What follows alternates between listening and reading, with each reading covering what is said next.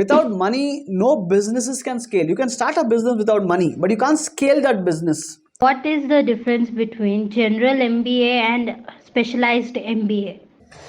Great. So, a very valid question, Noor. Let me help you understand this. MBA is a very broad perspective of how a business is managed. As I mentioned to you earlier, MBA has four important verticals. The marketing aspect of it. So if you have any company will definitely have a product or services that they're selling, right?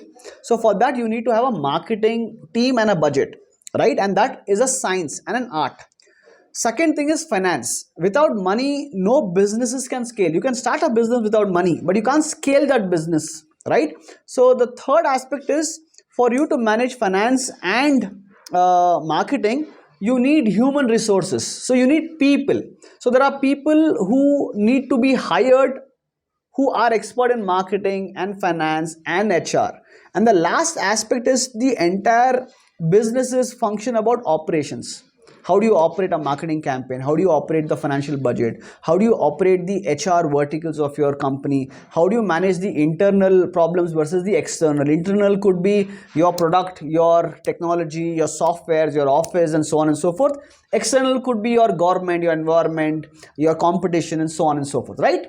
So you need to understand all these businesses in depth. That's why it's called the masters. When you start any MBA in any college, the very first year is a general management program.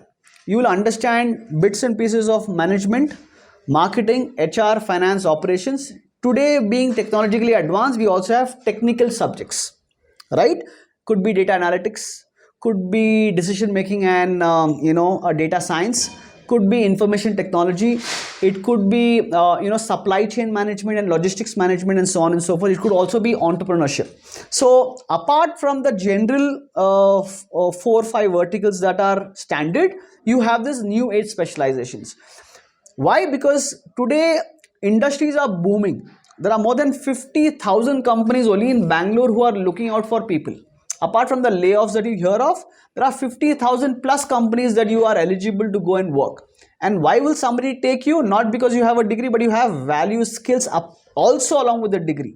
So it has to complement, right?